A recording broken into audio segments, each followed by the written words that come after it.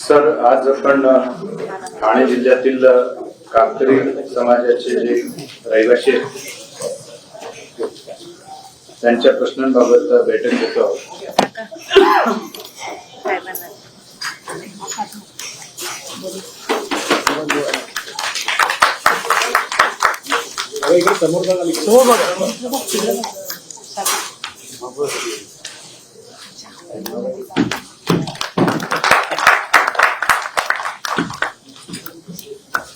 बघा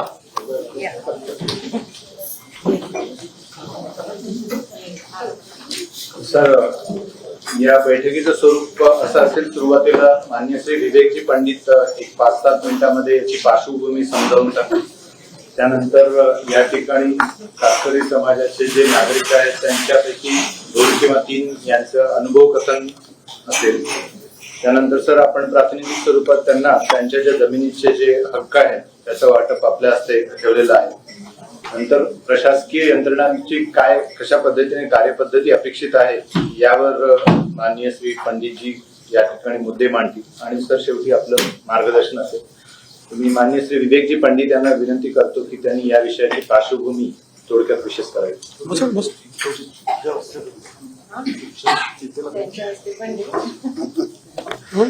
हिचं मी तुम्हाला स्टोरी सांगतो. खास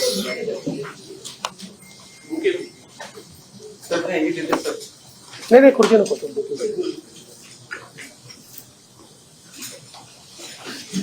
असं ठेवा तुमचा चेहरा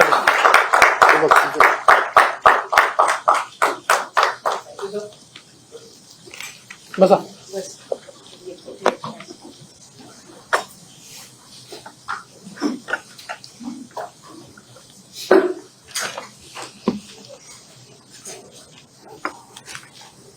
माननीय उपमुख्यमंत्री महोदयजी, मी मनापासून आपलं आभार मानतो आणि ते बॉटल उचलून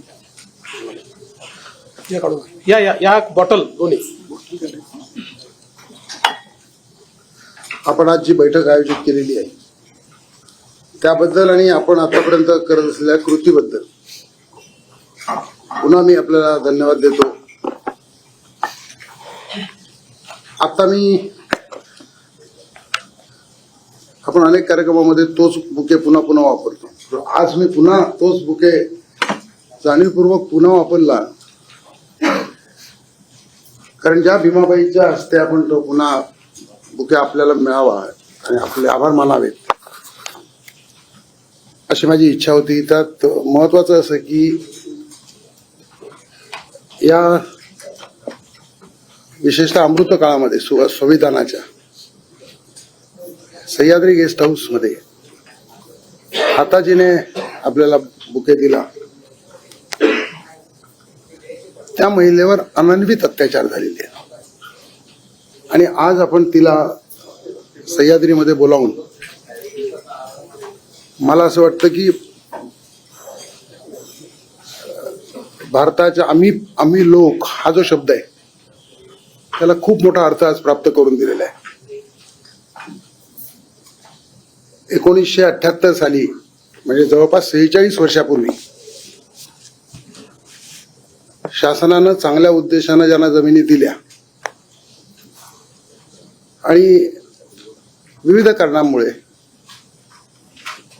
आपल्याकडे वेळेची कमतरता असल्यामुळे मी त्या खोलात जात नाही, परंतु विविध कारणांच्यामुळे त्या जमिनी त्यांच्या ताब्यात राहू शकल्या नाहीत आणि ते जमिनीचे मालक असून मुंबईच्या जवळच्या मुंबई नाशिक महामार्गातून पडगावून केवळ 5 मिनिटाच्या अंतर म्हणजे 2 किलोमीटरवर त्यांचं गाव आहे आणि या जमिनी आहेत.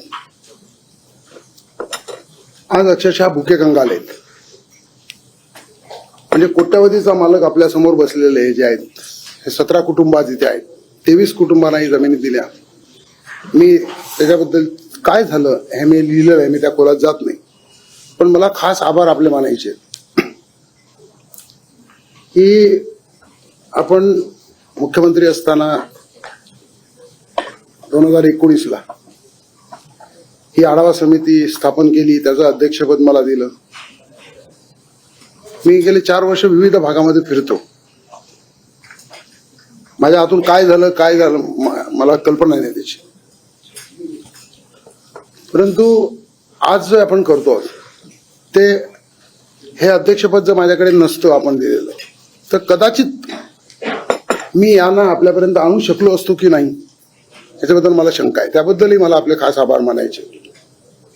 याचं कारण मी अशासाठी हे खास सांगतोय की याच भीमाबाईंना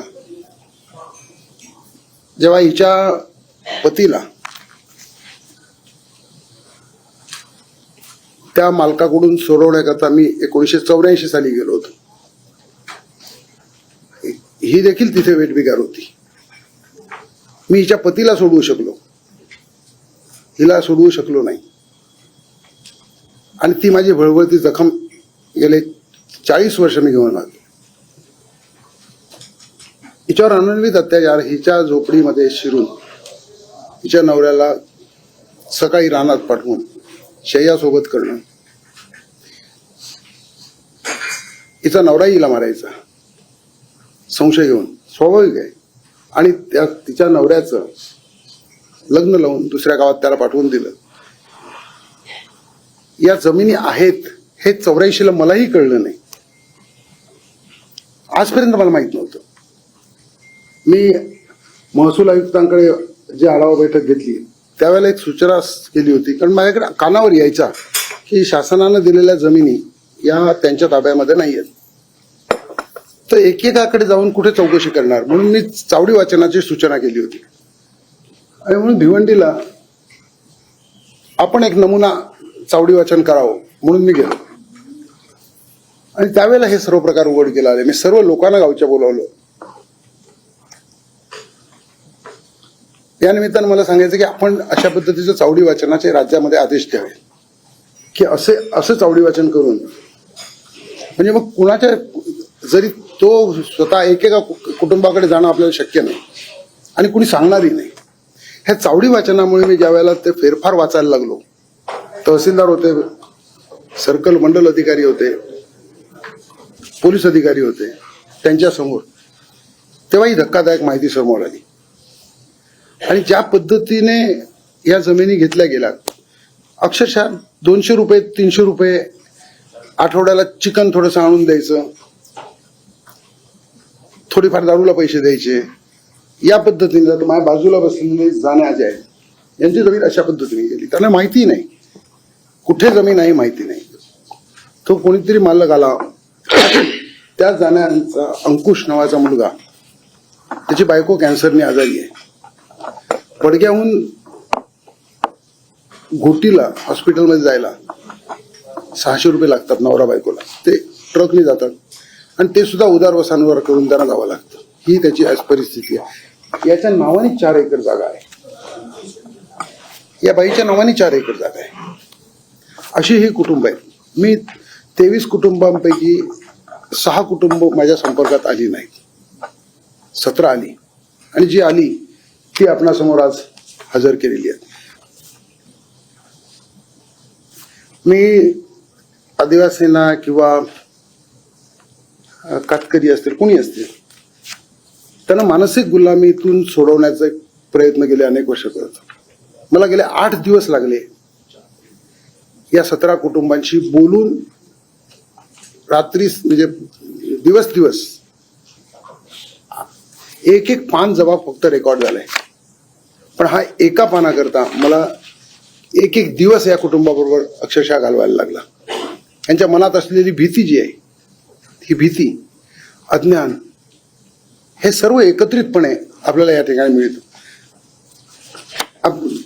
हे 10 लोक आहेत की ज्यांनी जमिनी बळकावलेत. 16 आत्ताच्या वयाकडे आलेले 17 कुटुंबांच्या, जे 6 आहेत त्याच्याबद्दल मला माहिती नाही. आणि या 10 मध्ये आपल्याला आश्चर्य वाटेल तर 2 जमिनी तर अशा आहेत की त्या कुणाकडे आहेत, कुणी घेतले तेही माहित नाही, नावावर यांच्या आहेत. असे 2 अज्ञात आहेत. म्हणजे बाकीचे म्हणून पोलिसांनाही माझ्या आपल्यामार्फत विनंती आहे की हे जे जबाब आहेत हे खूप काळजीपूर्वक खोदून विचारून घेतलेले आहेत. जिथे आरोपी आढळत नाही तिथे अज्ञात कोण आहे माहीत नाही, माझी जमीन आहे कुठे आहे हेही मला माहीत नाही. हे सर्व जबाब मी आपल्याकडे देतो. आणि हे प्रकार सर्व कसे झाले याच्याबद्दल मी आपले 5 मिनिटं अधिक घेईन या निमित्त. आणि या तरुणांमधला त्यातल्या त्या 2 तरुण आहेत की जे थोडेफार शिकले. त्यात एक रवी आहे, सुभाष आहे. त्या सुभाषला सुद्धा तो 12वी झालेला आहे. त्याला जेव्हा कळलं, मी खोलात जात नाही, तेव्हा तो ज्याच्याकडे ज्यांनी जमीन घेतली त्याच्याकडे गेला. त्यानं सांगितलं की तुझ्या बाबाला मी जमीन विकली आहे, काकाला विकली आहे, मला ते पैसे आणून दे, मी जमीन घेतो. तो गप्प बसला. गेले 8 वर्ष तो गप्प बसला. या चावडी वाचनामुळे हे समोर आलं. रवीची 2 एकर जागा. आता त्याला माझी विनंती अशी आहे की रवी, थोडक्यात तू येऊन तुझं म्हणणं काय आहे? इकडे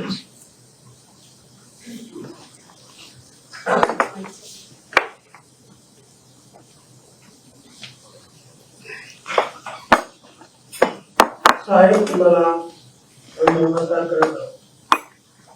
आमचे राहुल गाव या ठिकाणी आमचं कातकरी बांधव, आदिवासी वारकरी समाजाचा लोक सगळे आम्ही एका ठिकाणी राहतो. आणि आम्हाला सरकारने जमीन दिली होती, परंतु जमीन दिली पण ती कुठं आहे कुठं नाही ते नेमकं माहिती नव्हतं. अशा परिस्थितीत असताना काही सावकार लोक आलं, तुमच्या जमिनी आहात, तुमचं सातबारा आहात असं लोकांना सांगायला लागलं. तुमच्या जमिनी आहेत तर मग त्या आम्हाला द्या. तर आमचे काही बांधवाई नकार दिला तर आम्हाला जमीन नाही द्यायची. तुमच्या जमिनी कुठं आहात ते आम्हाला माहीत आहे, हे पैसे घ्या आणि तुमच्या जमिनी आम्हाला द्या असं सांगितलं. काही कारणं तर आम्ही नाही जमीन देत, तर त्यांना फार बाई माणसानं मारला, पुरुषानं मारला. नाही जमीन देत तर त्यांना उचलून देत त्यांना फार मारत तिकडं. मग आमची लोक घाबरच आहे, घाबराची साहेब. तर मग ती काय करते? शेवटी अशा करून सावकार लोक आहे आमच्या जमिनी हडप केला साहेब. आणि आम्ही लोक कुठं कुठं जिथं जागा राहिली तिथं झोपड्या बांधून राहिले. आणि आज अशी परिस्थिती आहे की काही लोक कामाला जातात, कोणाला 1 दिवस काम मिळलं तर कोणाला 2 दिवस मिळेल. आणि मग कोणाला 15 दिवस काम नाही मिळलं तर कोणाला 8 दिवस काम नाही मिळलं. कोणाचे 4 पडा, कोणाचे 5 पडा. मग त्यांचा उदरनिर्वाह कसा काय व्हायचा? जमिनी असून सुद्धा आमच्या जमिनी सावकार लोक हडप केल्या. आणि त्याच्यात काही पोल्ट्री फार्म बनवल्या, काही बकरी फार्म बनवल्या. आणि आमची गरीब लोक, आम्ही सावकारांविरुद्ध काय बोलू शकत नाही. आणि बोलायला गेलो तर आम्हाला मारतील अशी आमची भीती. त्याच्यामुळे आमची कातकरी बांधव, वारली बांधव भयभीत होऊन काही सावकारांविरुद्ध काही बोलत नाही. आणि अशा करून आमच्या जमीन सगळ्या हडप केल्या. तर मी तर माझी जागा आहे ते माझी अर्धा एकर जमीन तर डायरेक्ट 2 एकर जागा तर माझा आहे, घर मी तिथं राहतो. 2 एकर जागा तर डायरेक्ट हडप करून घेतली. मी सांगणार, शेठ सावकार, माझ्या जागेत तर तू काही करू नको. तुला काय करायचं असेल तर तू काही माझा करू शकत नाही असा 2 देणं माझी जागा घेतली. अशी परिस्थिती भयानक आमच्या राहुल गावामध्ये आहे साहेब. आणि आमच्या जमिनी आम्हाला मिळवून द्यावा तुम्ही. आणि आम्हाला जमीन मिळून सुद्धा आमच्या जमिनीत आता आमच्याकडे गोडाऊन लाईन चालू आहे. तर तुम्ही विचार करून आमच्या जागा गोडाऊनवाल्यांना दिले ना. आम्हा गोरगरिबांना घरा नाही, जमीनदार असून सुद्धा झोपड्यात राहतात अशी परिस्थिती आहे साहेब. आणि अशा परिस्थितीत आमच्या लोकांना जर घरा बांधून दिली, गोडाऊनला जागा दिली आणि आम्हाला काहीतरी चांगला भाडा बिडा भेटला तर आमची लोकांची पोरा शिकतील आणि त्याचं जीवन चांगलं होईल एवढंच सांगितलं.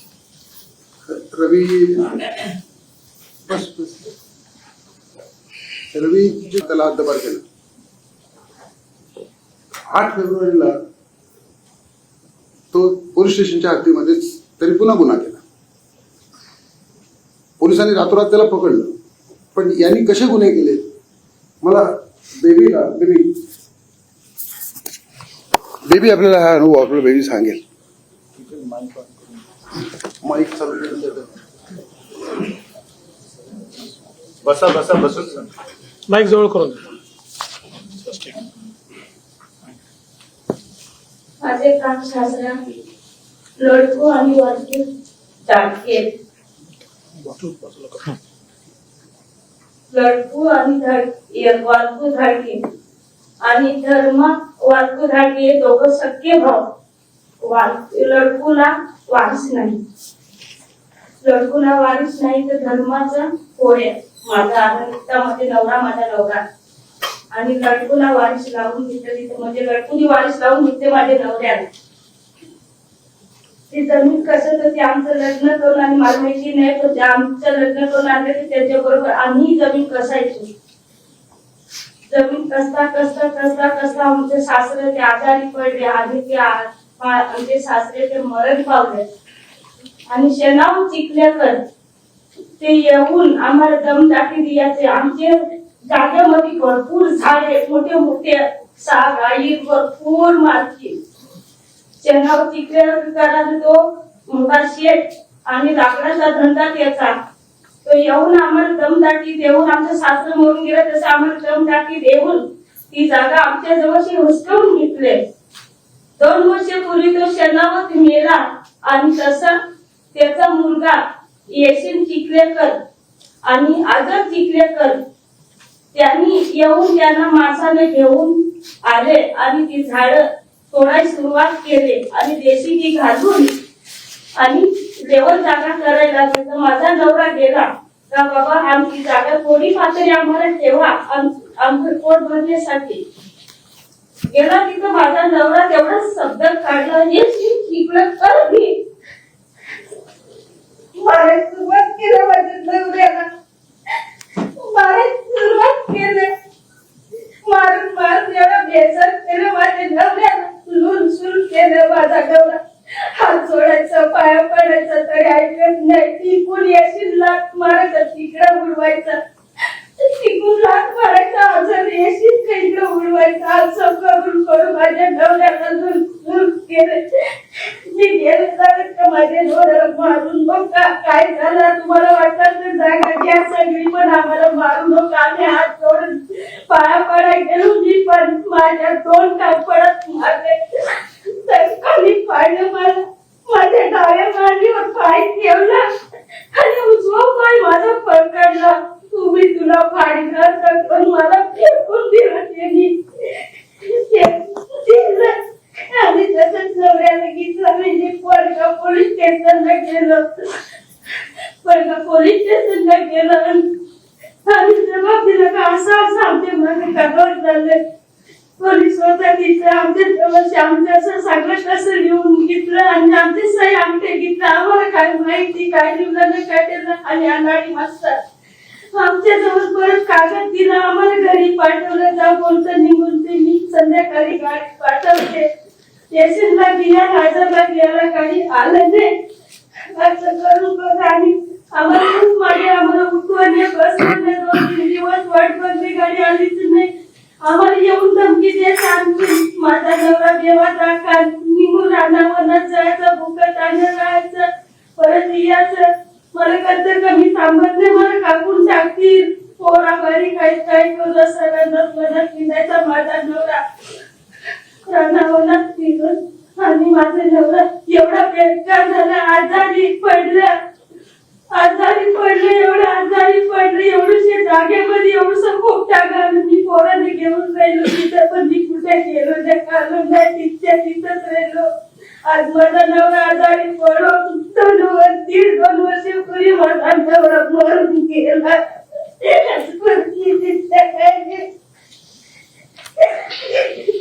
आजपर्यंत लोकांचे आम्हाला सांगितलं की काही आहे का तुम्ही संघटनेमध्ये सहभागी व्हा आणि संघटनेमध्ये सहभागी झालो. आजपर्यंत आम्हाला तिथे भाऊ घेऊन झाले आम्हाला हिंमत ताकद हिंमत आली. आज प्रतिष्ठानला आम्हाला हिंमत आली. आज आम्ही इथून परत तिथे जाऊ त्यांच्या मोठे माणसापासून ते लहान लेकरांपासून आम्हाला भीती आहे. मला भीती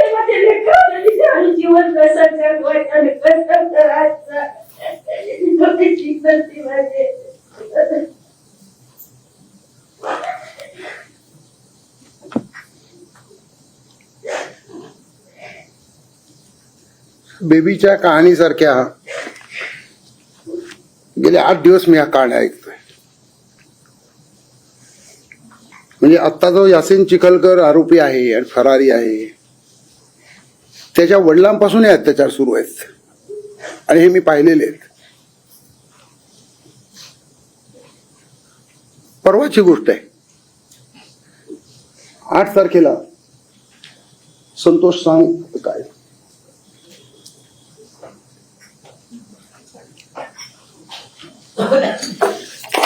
मी संतोष देव बाबर. माझा म्हणजे मी तिथे काम करतो भट्टीवर. ते भाऊ माझे याच्यामध्ये आले, आपल्या वाडीमध्ये आलं. ते वाडीमध्ये आलं तर आम्ही बरेच लोक बसलेलो होतो. तर माझ्या सासऱ्याचं नाव निघलं त्याच्यामध्ये. सासऱ्याचं नाव निघलं जमिनीमध्ये. तर मी काय सांगितलं, सासऱ्याचं माझं नाव निघलंय ना, तर तुम्ही जाऊन या कुलगावला. माझ्या बायकोला मी पाठवलं कुलगावला. आम्ही भट्टीवर काम करायचो. 7 तारखेला माझ्या पोराचा बर्थडे म्हणजे नातूचा बर्थडे होता. मी तिथून घर माझं जवळ आहे, तिथं मी जाऊन ना आलो. तर मग 8 तारखेला मला रात्रीची ताई 11 वाजता उतरला. 11 वाजता उतरला ना, काही याशींच्या मला त्याच्यामध्ये आणलं, आपल्या ऑफिसमध्ये आणला. ते मला बोलायला लागले का तुझ्या बायकोने 2 लाख रुपये घेतलेले आहेत. 2 लाख घेतलेले आहेत, मला धमकी द्यायला लागली. ते मला धमकी देऊन ते लगेच मग काय बोलायला लागले का तुझ्या बायकोला घेऊन ये, गावला जाऊन ना घेऊन ये. तिथे ते गाडीमध्ये टाकून ते 5 लोक होते माझे मागे. ते मला हाणमार करायला लागले. हाणमार करून ना मला ते दारू पण पाजायचे. त्याच्यावर माझ्या डोक्यात इथं बाटली आपटली, दारूची बाटली आपटली. त्याच्या पुढे नेला, म्हणजे खडवली रस्त्याला नेला, पण कुठे नेला, त्यांचे फार्म हाऊसला नेला का कुठे नेला याचे मला आठवण पडले नाही. पहिलेच माझे ऍक्सिडेंट झाले, ट्रॅक्टर पलटी झाला म्हणून तिथं लागले माझ्या. आणि तिकडनं मला आणून तिकडनं मग मला तिथं सोडला तिथं तरी धमकी द्यायला आले ते त्यांचे बाजूचे लोक, म्हणजे त्यांचे नातेवाईक. आणि तरी पण का तू तिला घेऊन ये.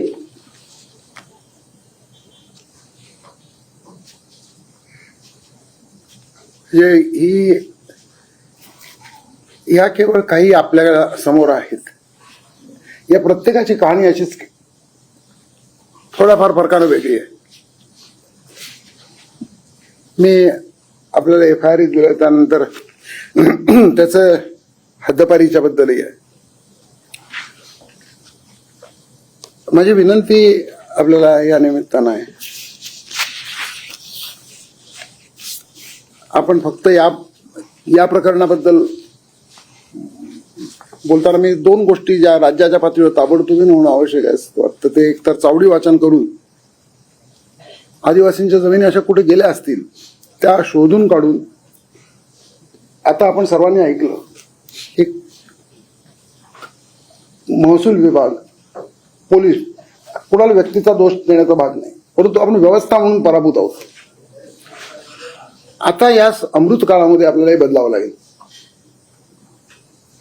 की आमच्या संवेदना आम्हाला वाढवाव्या लागतील आणि यांच्यासाठी जी संविधानानं तरतूद केलेली आहे ती यांना द्यावीच लागेल, जगण्याचा हक्क द्यावाच लागेल. म्हणजे त्यात कोणताही पर्याय करू नये असं मला असं वाटतं. आणि ते करायचं असेल तर एक चावडी वाचन, अनेक आदिवासींच्या जमिनी, या जमिनीच्या संदर्भात बोलतात, महसूल सचिव असायला हवे होते, पण आपल्याकडे अनेक विशेषतः तलासरीमध्ये मोठ्या प्रमाणामध्ये हॅलो हा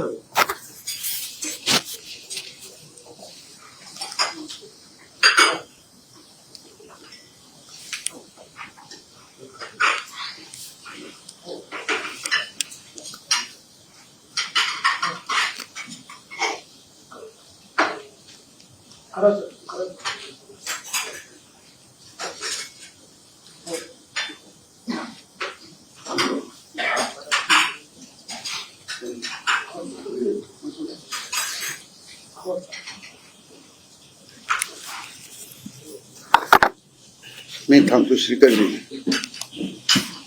तर यामध्ये त्यांच्या जमिनीचे जे हक्क आहेत त्या सर्व कातकरी बांधवांच्या भगिनींचे 7/12 अद्ययावत 7/12 आपण महसूल विभागाकडून काढलेले ते यांनी पण व्हेरीफाय केले.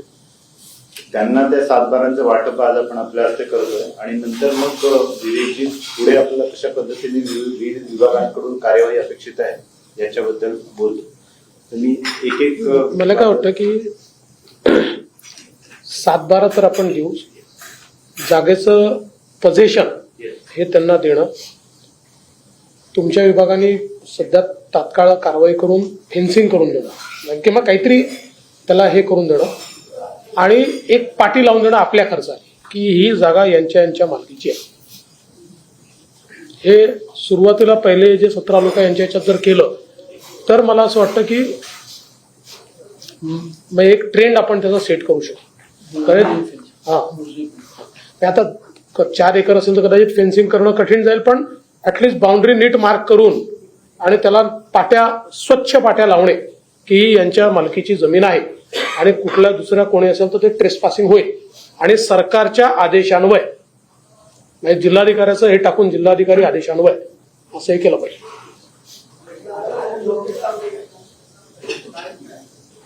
सर 7/12 आपल्या हस्ते वाटप तर मी नाव वाचून दाखवतो. गोपाळ रामा वाघ,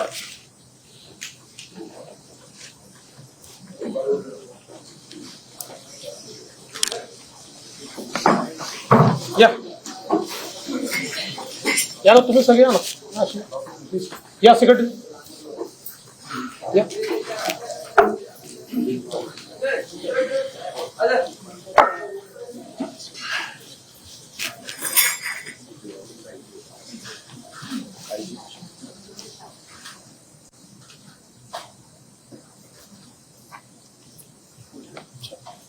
अंकुश जान्या दोडी,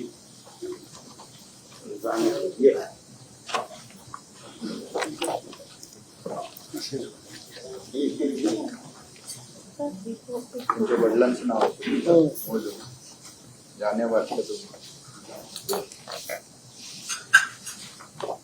ठीक आहे.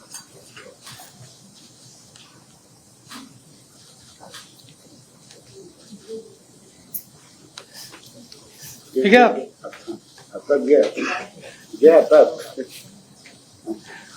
दशरथ उद्या खाले,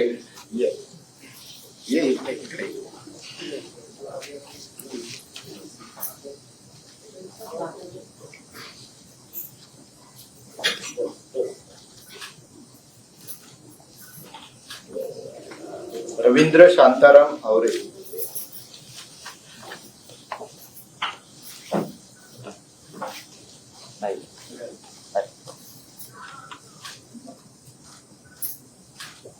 अनंता धर्मा धाडगे, बेबी अनंता धाडगे,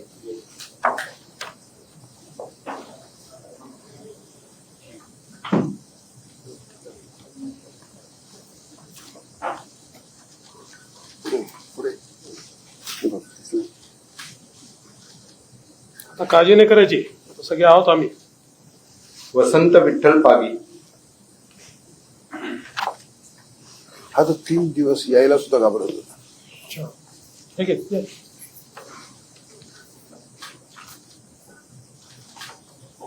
विमल मारुती तुंबडे,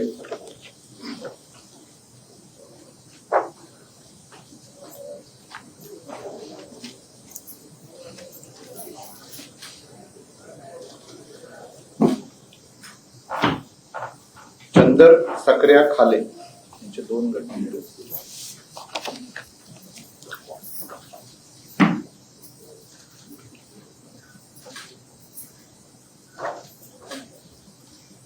सुभाष हल्या दोडी, हा 8 एकरचा अच्छा. 2 प्लॉट आहे. काकाचंही त्याच्याकडे, काका व्यवहार.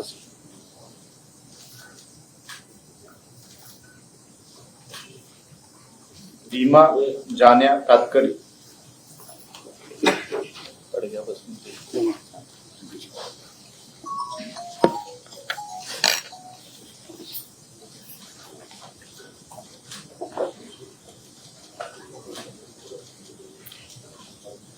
सखू संतोष बाबर,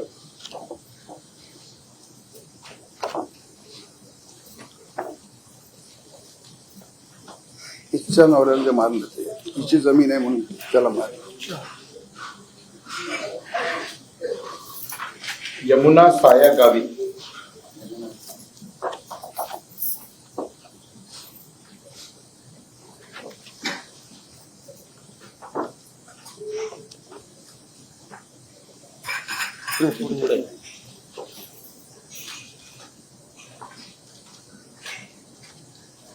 मालती मंगळ जाधव.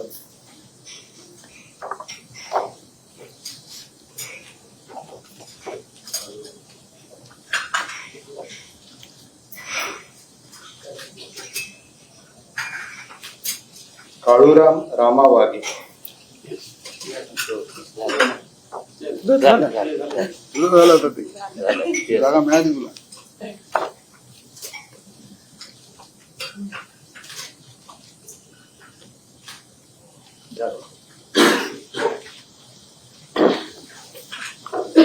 मान्य श्री विवेकजी पंडित यांना विनंती करतो की विविध महसुली आपल्याकडे आज महसूल, पोलीस आणि वन खाते याचे डिव्हिजनल लेवल, डिस्ट्रिक्ट लेवल, सब डिव्हिजनल लेवल आणि तालुका लेवल चारही पातळीचे अधिकारी आपण बोलवले.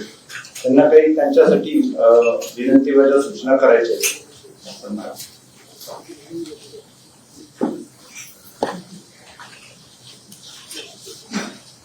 ते आपण मगाशी सूचना करायला म्हणजे आदेश द्यायला सुरुवात केली होती. त्यामुळे मी या इतक्या चांगल्या सह्याद्रीमध्ये होणाऱ्या कार्यक्रमानंतर पुन्हा आपल्याकडून अपेक्षा व्यक्त करणं म्हणजे माझ्याकडून कमतरता राहून जाईल की माझं काहीतरी चुकतंय. मला असं वाटतं मी निवेदन लिहिलेलं आहे आणि त्यामध्ये यांचं संरक्षण कसं केलं पाहिजे, गृह विभागाने काय केलं पाहिजे, हे आपापल्या हायजीनच्या लेवलवर आपण केलं तर पुरेसं आहे. मला असं वाटतं की मी काही अपेक्षा आपणाकडून व्यक्त करू नये. आपली इच्छा हीच पुरेशी आहे आणि ती प्रशासनाने लक्षात घ्यावी की आपण ती जाहीरपणे व्यक्त केलेली जी इच्छा आहे ती अंमलात आणावी. या पलीकडे माझं काहीच म्हणणं नाही. वन विभागाबद्दल सुद्धा मी तेच सांगेन की आहे माझ्याकडे खूप तपशीलवार माहिती आहे, पण ती या चांगल्या कार्यक्रमानंतर मी सांगावं. आणि वन विभाग कसा RFOचं ऑफिस 100 तलाव आहेत. माझी विनंती फक्त एवढीच आहे, 100 तलाव आहेत आणि RFOचं ऑफिस 10 मिनिटावर आहे. आमचा वन विभाग आदिवासींनी झोपडं बांधलं की तोडायला जातं. वन अधिकारचं म्हटलं की 100 प्रश्न आम्ही उपस्थित करतो आणि इतके तलाव वन विभागात असून आम्ही काही, मी आढावा समिती अध्यक्ष म्हणून 3 वर्षापूर्वी दौरा केला होता. मला मंगूर मासे, त्यात केवळ मंगूर माशाबद्दल तक्रारी होत्या म्हणून, आणि त्यात लक्षात आलं होतं की वन विभागाच्या जमिनी आहेत. मी त्यावेळेला वन विभागाला म्हटलं तर समजा वन अधिकार कायद्याखाली आदिवासींना दिले असतील आणि त्याचा भंग केला असेल तर काढून घ्या जमिनी. त्या ठिकाणी कुंभेरी नदी वाहते, पूर्ण प्रदूषित झाली आहे या तलावांच्यामुळे. की चांगली नदी, भातसा नदीचं पाणी येतं, पूर्ण प्रदूषित झाली आहे. 100 तलाव आपण नेटवर आत्ता जर सुद्धा राहून गावात गेला तर आपल्याला दिसून येईल. आपण वन विभागाला सक्त सूचना द्या की वन अधिकार कायद्याखाली मिळालेल्या जमिनी जर लोकांनी स्वखुशीने दिल्या असतील तर मी तुम्हाला सांगतो काढून घ्या. संदेश जाऊ द्या की जंगल तुम्हाला कशण्याकरता दिल्या, अशा मग जर फसवणूक होऊन झालं असेल तर आपली गोष्ट वेगळी आहे. पण जर स्वखुशीने कोणी म्हणत असेल की मी तलाव खोदायला दिले तर त्यासाठी हे दिलेलं नाही आणि वन विभाग गप्प कसं बसतो हा प्रश्न आहे. त्यामुळे वन विभागाला कशा पद्धतीने सूचना द्यायच्या आणि कसे रिपोर्टिंग त्यांनी आपल्याला करायचं त्याबद्दल आपण आदेश करा. मी बाकी तपशील लिहिलाय म्हणून इतक्या चांगल्या कार्यक्रमानंतर आणि मी आपल्याकडून काही अपेक्षा व्यक्त करणं माझा म्हणजे मी काही आपण खूप द्यायला तयार आहात आणि छोटं मागतो असं होईल. त्यामुळे यांचं जे आपलं कर्तव्य आहे ते आपण करतात. प्रशासनानं ती आपली इच्छा व्यक्त लक्षात घ्यावी आणि पावलं उचलावी. या पलीकडे मला हे जरी मी लिहिलेलं असलं तरी मला यातलं काही सांगावं असं वाटत नाही. मी ते दिलेलं आहे आणि मी पुन्हा एकदा आपले मनापासून मी 1-2 वाक्य बोलू ना, म्हणजे मला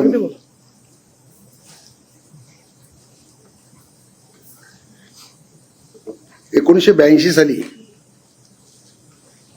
मी वेठबिगार सोडवायला सुरुवात केली पहिल्यांदा.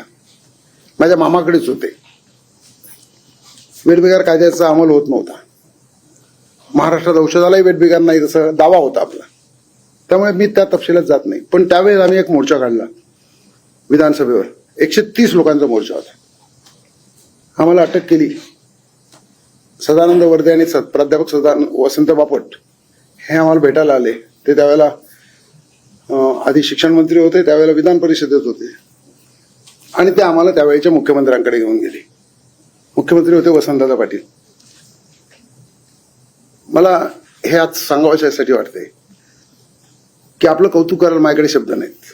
मी एवढंच सांगेन की वसंतदादांनी त्यावेळेला जी भूमिका घेतली, कोणत्या पक्षाचे मालक आहेत हे पाहिलं नाही. आमच्यावर हल्ले होत होते, माझ्यावर, माझ्या पत्नीवर. आम्हाला नक्षलवादी ठरवायचा प्रयत्न झाला. वसंतदादांनी त्यावेळेला 1-3ची पार्टी, 1 हेड कॉन्स्टेबल आणि 3 कॉन्स्टेबल असे आमच्या संरक्षणाला दिले. आणि त्यांनी आदेश दिले की जर जमिनी घेतल्या असतील मालकांनी तर पिकासह परत द्या. कुठल्या मालक कोणत्या पक्षाचा आहे त्यांनी पाहिला नाही. मला आपल्यामध्ये वसंतदादा दिसतात 3 गोष्टीसाठी. कुपोषणाचं, बालमृत्यूचं मूळ कुपोषणात आहे, भुकेत आहे, हे कुणीही मान्य केलं नव्हतं. आपण ते जव्हारला येऊन केलं. डाग आहे मान्य केला तर पुसला जातो. तो डाग आम्ही मान्यच करायचा नाही, आपण तो एक केला. वेठबिगारीच्या प्रश्नावर आपण भूमिका कठोर घेतली, ती पाहिली आम्ही सर्वांनी. अधिकारी होते. वेठबिगारी आहे हे मान्य करणं आणि ती पुसण्याकरता, तो कलंक पुसण्याकरता सर्व प्रयत्न करणं हे आपण केलं. आणि आज या जमिनीच्या बद्दल आपण केलं. मी आपल्याला उदंड आयुष्य मिळावं याशिवाय राज्याचा नाही देशाचा कारभार अशा पद्धतीनं आपल्या हाती एक दिवस यावा की ज्यामुळे यांच्यासारखे जे लाखो करोडो देशात आहेत की ज्यांच्यापर्यंत स्वातंत्र्य अजून पोहोचलेलं नाही, ते स्वातंत्र्य आपल्या निमित्तानं पोहोचेल. संविधानानं जे मूलभूत अधिकार त्यांना प्राप्त करून दिले ते त्यांच्यापर्यंत पोहोचले नाही, त्याचा गंध देखील त्यांना नाही. तो आपल्या मार्फत पोहोचेल एवढी इच्छा व्यक्त करून मी आपल्या मनापासून शुभेच्छा देतो. या सर्वांच्या वतीनं बोलता येत नाही, आपल्याला हात कसे जोडायचे हेही त्यांना माहित नाही. मी त्यांच्या वतीने आपल्याला त्या सर्वांचं वय जर एकत्र केलं तर मी आशीर्वादही देऊ शकतो आपल्याला. आणि एक व्यक्त करतो इच्छा शेवटची की जी या सर्वांच्याकडे पाहिलं आपण तर या जमिनी आपण यांना परत दिल्या, काय करणार या जमिनीचं हा प्रश्न आहे. जे अनेक कर्तव्य आपल्यावर सोपवली आहेत राज्यावर, त्यात अनुच्छेद 46 मध्ये सर्वात महत्वाचं आहे की यांचं आर्थिक हितरक्षण करणं ही आपली जबाबदारी आहे. त्या दृष्टीने मागचा अनुभव लक्षात घेतला तर या सर्वांची कंपनी करून तो सर्व लॉजिस्टिक हब आहे. या सर्वांना गोडाऊनचं मालक करा आणि ती जबाबदारी आपण जिल्हाधिकाऱ्यांच्यावर द्या आणि आयुक्तांच्या नाही त्याच्यावर सहनियंत्रण करावं. आणि मग त्यामध्ये ह्या कंपनी करणं, परवानग्या असतील, वन विभागाचं असतील, निर्वनीकरण झालं असेल नसेल, अटी शर्तीचा असेल, या सर्व करून 2-3 वर्षामध्ये या सर्वांची परिस्थिती बदलली असेल, या सर्वांना घरं असतील, कुणी उपाशी नसेल आणि यांच्या पिढ्यांचं कल्याण त्याच्यामध्ये होईल असं एक आपण जर मॉडेल तयार केलं, मला असं वाटतं की देशामध्ये कदाचित होईल. आणि आता माननीय पंतप्रधानांनी आदिम जमाती करता जे केलंय, आपण शासनातर्फे 1 रुपयाही खर्च न करता जे दिलेलं आहे त्यातूनच करोडो रुपयाची संपत्ती आपण या लोकांच्या हातात देऊ शकतो. मला असं वाटतं की या दृष्टीने आपण आदेश करा आणि त्या दृष्टीने कारवाई करा. मी पुन्हा एकदा या सर्वांच्या वतीनं आपले मनापासून आभार मानतो.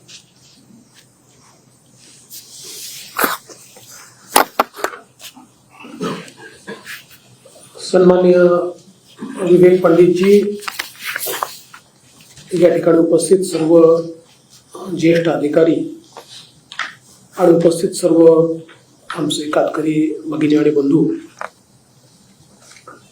आज मला असं वाटतं की खूप महत्वाचा दिवस आहे. आणि जसं विवेक भाऊंनी सांगितलं की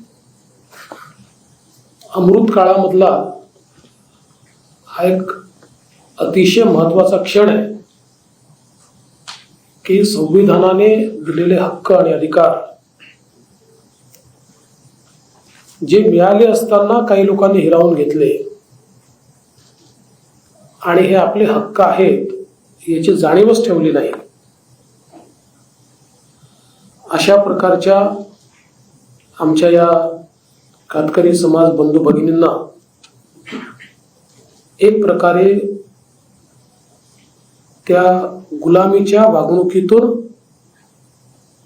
मुक्त करण्याचा हा कार्यक्रम या ठिकाणी आपण घेतलाय.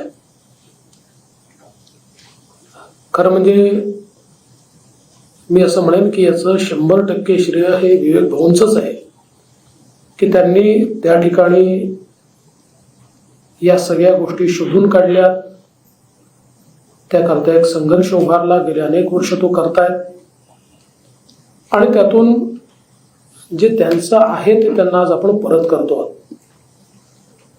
मी आपल्या सर्व अधिकाऱ्यांचं देखील मनापासून अभिनंदन करेन. जिल्हाधिकारी आहेत, विभागीय आयुक्त आहेत, IG आहेत, SP आहेत आणि विविध विभागांचे देखील सर्व क्षेत्रीय अधिकारी आहेत की या संपूर्ण विषयामध्ये आपण देखील त्या स्तरावर लक्ष घातलं. आमचे आदिवासी विकास विभागाचे सचिव या ठिकाणी आहेत, कमिशनर आहेत. सगळ्यांनी लक्ष घातल्यामुळेच मला असं वाटतं की आपण हे करू शकलो. पण आपल्याला हे लक्षात घ्यावं लागेल की ज्याला आपण इंग्रजीत टिप ऑफ द आइसबर्ग म्हणतो तेवढीच आपण आता मोकळी करू शकलो आहोत. आणि जसं विवेक भाऊ म्हणाले, वेगवेगळ्या जिल्ह्यांमध्ये आणि पालघर जिल्ह्यामध्ये, ठाणे जिल्ह्यामध्ये देखील आणि रायगड जिल्ह्यामध्ये देखील आजही अशा प्रकारचे अनेक कुटुंब आपल्याला सापडतील की ज्यांना बेडबेगारीत नेण्यात आलेलं आहे, ज्यांच्या जमिनी जे काही मिळाले होते, हक्क मिळाले होते, त्या जमिनी घेऊन टाकलेल्या आहेत. त्यामुळे त्यांना सगळ्यांना मोकळं करणं ही आपली जबाबदारी आहे. त्यामुळे या चावडी वाचनाच्या संदर्भात मला असं वाटतं की आदिवासी विकास विभागाने आपण जिथे जिथे वनपट्टे दिलेले आहेत त्या ठिकाणी त्याची काय परिस्थिती आहे, वाटल्यास आपल्याला समजा त्याचं एक कॉन्करंट ऑडिट करून घेता आलं की ते किती त्यांच्याजवळ आहेत, कोणी शेती करताय का, कोण काय करताय, कोणाच्या याच्यावर अतिक्रमण झालं आहे, कोणाचे पट्टे निघून गेले आहेत. तर मला असं वाटतं की त्यातनं आपल्याला सद्यस्थिती लक्षात येईल. अन्यथा आम्ही 5 लाख पट्टे दिले, आम्ही 7 लाख पट्टे दिले, आपल्याला बरं वाटतं की आपण 7 लाख कुटुंबांना मदत केली आहे, पण ती कागदावर राहते आणि कोणीतरी तिसराच माणूस दमदाटी करून त्या सगळ्या जमिनी घेऊन जातो आणि आपला गरीब आदिवासी हा तसाच भुकेला आणि बेघर त्या ठिकाणी राहताना आपल्याला पाहायला मिळतो. मला असं वाटतं की ही फार चांगली सूचना दिली आहे. त्यामुळे त्या संदर्भात एक आपण व्यवस्था उभी करून एक योग्य अशा प्रकारचा GR त्या ठिकाणी निर्गमित करू आणि त्या कामामध्ये मग पुढे समजा जमिनी अशा प्रकारे बळकावलेल्या आढळल्या तर ते सोडवण्याची आपली नीती काय असेल किंवा कार्यपद्धती काय असेल या संदर्भातही मला असं वाटतं की महसूल विभागाशी बोलून महसूल विभाग आणि पोलीस विभाग आणि वन विभाग अशा या तिन्ही विभागांचं कॉर्डिनेशन करून एक आपण त्याचा GR काढला पाहिजे की अशा प्रकारच्या जर जमिनी आढळल्या तर त्या संदर्भात त्याची नीट कार्यपद्धती त्याच्यामध्ये आपण विशेष रूपाने दिली पाहिजे. त्यासोबत आता हे जे प्रस्तुत प्रकरण आहे या प्रकरणामध्ये मला वाटतं एक आरोपी तर आपण अटक केला आहे, पण काही आरोपी फरार देखील आहेत. त्यांना सरळ भाषेत सांगायचं तर त्यांना सरळ केलं पाहिजे आणि त्यांची दहशत ही पूर्णपणे संपवली पाहिजे. ती संपल्याशिवाय कातकरी पुढे येणार नाहीत. कारण हा समाज जो आहे हा आदिम जमाती आहेत. अतिशय बुजरेपणा हा समाजामध्ये आपल्याला पाहायला मिळतो. त्यामुळे एक भीती असते आणि रिसोर्सेस काहीच नाही आहेत आणि समोरची माणसं ही गुंडागर्दी करणारी आहेत, त्यांच्याकडे रिसोर्सेस आहेत, त्यामुळे त्यांच्याशी मुकाबला करणं हे इम्पॉसिबल आहे. त्यामुळे मला असं वाटतं की आपण ते केलं पाहिजे. आणि आज ज्या 17 लोकांना आपण आता कागदपत्र दिली आहे, मला असं वाटतं की पुढचे 7-8 महिने ज्या ज्या पोलीस स्टेशनच्या अंतर्गत ते येतात, महिन्यातनं एकदा पोलिसांनी जाऊन त्यांची काय स्थिती आहे हे बघितलं पाहिजे, जेणेकरून एक 7-8 महिने वर्ष नीट गेलं तर मग कोणी त्यांना छेडायला येईल असं मला वाटत नाही. तर त्या दृष्टीने म्हणजे नुसतं आपण कागदपत्र दिले इथपर्यंत सीमित नाही, तर आपण लक्ष ठेवून आहोत अशा प्रकारची व्यवस्था ही त्या ठिकाणी झाली पाहिजे. बाकी काही सूचना मी ऑलरेडी दिलेल्या आहेतच. त्या सूचनांप्रमाणे आपल्याला अंमलबजावणी करावी लागेल. जे काही निवेदन विवेक भवनने दिलेलं आहे हे निवेदन मी सविस्तरपणे त्या त्या खात्याला पाठवतो. कोणी कोणी काय करण्याच्या गोष्टी आहेत ते निश्चितपणे आपण करू. दुसरं एक पायलट प्रोजेक्ट म्हणून या जमिनीचं काय काय अलाउड युजर आहे, कारण शेवटी जुन्या वन जमिनी असतील तर त्याच्यावर काही युजरचे कदाचित निर्बंध असतील, तर ते काय काय अलाउड आहे आणि त्याच्या आधारावर आपल्याला लाईव्हलीहूड करता काय करता येईल असे जे काही ऑप्शन्स आहेत ते एकदा जर तपासून बघितले तर पंतप्रधानांची योजना आहे, आपल्याही आदिवासी विकास विभागाच्या योजना आहेत. योजनांचं कॉन्व्हर्जन्स करून एक पहिलं मॉडेल आपण जर उभं केलं की ज्यातनं नुसत्या जमिनी नाहीत तर त्या जमिनीतनं काही ना काही उत्पन्न हे त्या कुटुंबाला मिळत आहे, अशी जर परिस्थिती आपण तयार करू शकलो तर इतर कुटुंब स्वतःहून पुढे येतील आणि शेवटी कुठलंही जे काही दबाव तंत्र असतं हे एकदा तुटलं की मग इतर लोकही ते जुगारणं सुरू करतात. त्यामुळे मला असं वाटतं की आपली टेस्ट केस समजली पाहिजे आणि याच्यामध्ये जर आपण हे नीट करू शकलो तर पुढे आपल्याला या सगळ्या गोष्टीतनं बाहेर निघता येईल. कारण शेवटी ही देखील आपल्या सगळ्यांकरता एक शोकांतिक आहे की स्वातंत्र्याच्या 75 वर्षानंतर देखील आजही वेठबिगारीच्या केसेस महिन्यातनं 2दा-3दा तरी आपल्याला पाहायला मिळतात.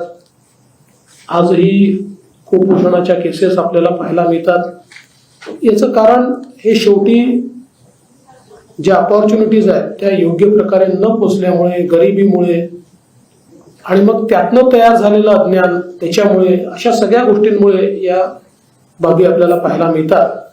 म्हणून ही लढाई आपल्याला ही केवळ आर्थिक नाही तर सामाजिक, आर्थिक, शैक्षणिक सगळ्या प्रकारे आपल्याला ही लढाई या ठिकाणी लढावी लागेल आणि या समाजाच्या पाठीशी खंबीरपणे सरकार उभा आहे हे चित्र जर निर्माण झालं तर परिवर्तन देखील फास्ट करता येईल असं माझं मत आहे.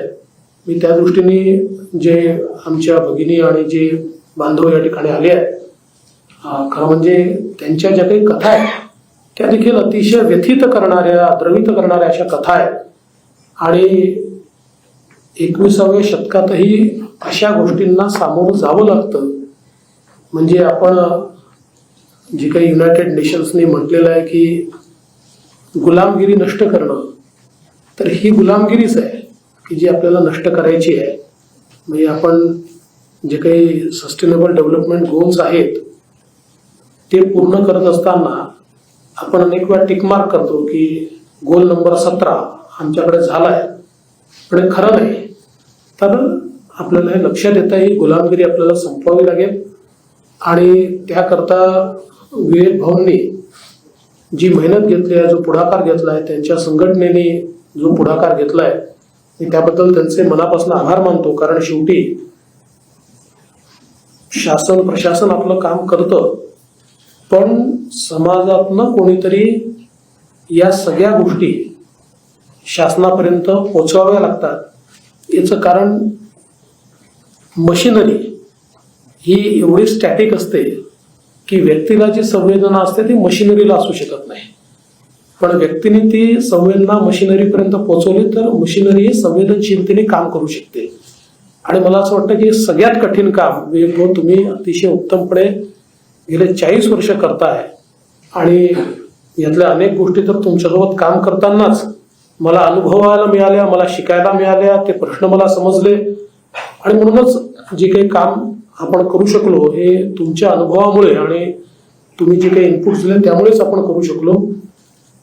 मला याची कल्पना आहे की ही सुरुवात आहे, भविष्यात हे काम आपल्याला अजून करावं लागेल. त्यामुळे तुमचं काम हे असंच अविरत तुम्ही सुरू ठेवावं. ज्या ठिकाणी अडचणी येतील त्या ठिकाणी आम्ही सगळे आहोत. आपल्याला कुठल्याही परिस्थितीमध्ये आपल्या समाजाचा हा जो वंचित घटक आहे त्या घटकाला आपल्या विकासाच्या मुख्य धारेमध्ये आणणं ही आपली प्राथमिकताच असणार आहे आणि त्या दृष्टीने जे जे करावं लागेल ते सगळं आपण करू हा विश्वास मी तुम्हालाही देतो, आमच्या या सगळ्या भगिनींना बंधूंना सगळ्यांना देतो. आणि पुन्हा एकदा सर्व आपल्या अधिकाऱ्यांनी अतिशय वेगानं हे सगळं काम केलं त्याबद्दल त्यांचे देखील मनापासून मी आभार मानतो आणि माझं बोलणं संपवतो. धन्यवाद. जय हिंद, जय महाराष्ट्र. कलेक्टरच्या अध्यक्षतेखाली जी कमिटी करायची हो लॉजिस्टिक हब म्हणून यांचं जे केलं हा फक्त ते बांधता येतं का बघायला लागेल, त्याच्यामध्ये बिल्डेबल आहे का, कारण ते जरा हे बिल्डेबल वगैरे आहे का जरा चेक करून घ्या. तर मग आपण जर असेल ना तर आपण यांनी म्हटलं असा एक पहिला प्रयोग करू शकतो लॉजिस्टिकचा. नवीन शर्तीची जुनी शर्त करणं वगैरे हे सगळं शक्य आहे त्याच्यामध्ये. आणि एक गोष्ट अजून आता जसं 1-2 लोकांचं वडिलांच्या नावाने आहे तर यांची नावं आता ऍड करून टाका ना, म्हणजे मग ते रेव्हेन्यू रेकॉर्ड्स अपडेट होत राहतात. एक फक्त मुद्दा मगाशी मी आपला जो याचा भाग नाही आहे परंतु महसूलचा आहे त्यातून बघायला पाठवून द्या. 70 बऱ्याच केसेस राज्यभर पेंडिंग आहेत आदिवासींच्या विशेषतः आणि 32 सो मोठो करायचे आदेश केले. एक परिपत्रक करा की 32 केसेस आपण स्वतःहून आदिवासींच्या 32 म्हणजे काय? विक्री कुळाची विक्री. म्हणजे त्याच्यात काय म्हणजे तरतूद काय? आता काय कुळ असतो हो तो कुळ इतर हक्क सदरी असतं. हो त्याचे 32 नॉमिनल विक्रीत असते. ठीक. ती विक्री झाली की तो कब्जेदार येतो. अच्छा. तर कब्जेदार सदरी आलेले असे बरीच प्रकरण आहेत तर ती सोमोटो करायला पाहिजे म्हणजे तहसीलदार. त्याच कुळाला आपण ते देतो. त्याच कुळाला तो कुळ आहे, कब्जा आहे, सर्व आहे, ठीक आहे. पण तो कब्जेदार नाही कारण ही प्रोसेस राहिली आहे फक्त. आणि तलासरीमध्ये मोठ्या प्रमाणामध्ये पारशी लोकांच्या जमिनी आहेत त्याच्यावरती आदिवासी कुळ आहेत पण त्या पण याच्यामध्ये एक अशी योजना जर फ्रेम केली जसं हे म्हणतात तसं ते काही नॉमिनल पैसे भरायचे आहेत पण ते कागदपत्र आणि पैसे भरणं वगैरे याच्यावेळी जसं एक उदाहरण सांगतो की आपल्या भंडारा गोंदिया वगैरे या सगळ्या भागामध्ये ते रेव्हेन्यू रेकॉर्ड जेव्हा क्लिअर झाले तेव्हा सगळ्या शेतकऱ्यांच्या जमिनी वर्ग 2 मध्ये घेतल्या आणि त्यांना भूमिधारी केलं. आपण 2018 मध्ये कायद्यात बदल केला आणि सगळ्या भूमिधारीला भूमिस्वामी करून त्यांना आपण वर्ग 1 मध्ये आणला. असं आपल्याला एखादी योजना जर फ्रेम करता आली की किमान आदिवासी कुळ जे आहेत त्यांना या 32 अंतर्गत त्यांचे पैसे आपण भरू, ते काय नॉमिनल आहे आणि त्या त्यांच्या नावाने करून खूप नॉमिनल असतं सर. अशी एक योजनाच तयार केली म्हणजे सगळं सुमोठं आपणच करायचं. हा जो तलासरीचा मुद्दा जो मी सांगतोय तर आपल्याकडे कोकणामध्ये अशी कुळं होती खोतांच्याकडे की जी कुळं होती पण त्याचे काही पुरावे नव्हते आणि मग बेदखल कुळांचा आपण GR काढला आणि एक कट ऑफ डेट ठरवली की या तारखेला जर पोझिशन असेल तर ते कुळं झाली. तलासरीसाठी विशेषतः डहाणू तलासरीसाठी त्याच पद्धतीचा GR काढण्याची गरज आहे. म्हणजे शेकडो एकर जमिनी आहेत, आदिवासी कुळ आहेत पण पुरावे नाहीत. आणि आता हे जे आपलं ऑनलाईन सगळं पीक नोंदणी आलेली आहे त्यामुळे तर शक्यही नाही कारण जो मालक कब्जेदार आहे तोच पीक पाण्याचा करू शकतो, दुसरा कोणी करूही शकत नाही. तो एक मोठा ड्रॉबॅक काय याच्यामध्ये ऑनलाईन मध्ये. पण या संदर्भामध्ये जर आपण जसं कोकणासाठी केलं तसं डहाणू तलासरीसाठी जर केलं फक्त डहाणू तलासरीमध्येच हा प्रॉब्लेम आहे, इतर ठिकाणी नाही. ठीक आहे. पुन्हा खूप धन्यवाद. यस ते FIR तुमच्याकडे घेऊन कुठली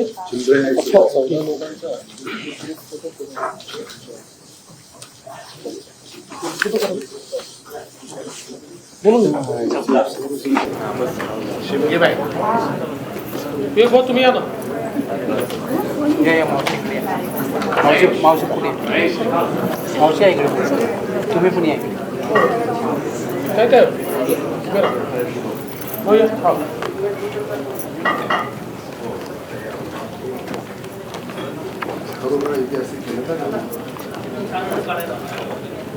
तुमच्यामुळे ऐतिहासिक काम झालं, आमच्यामुळे.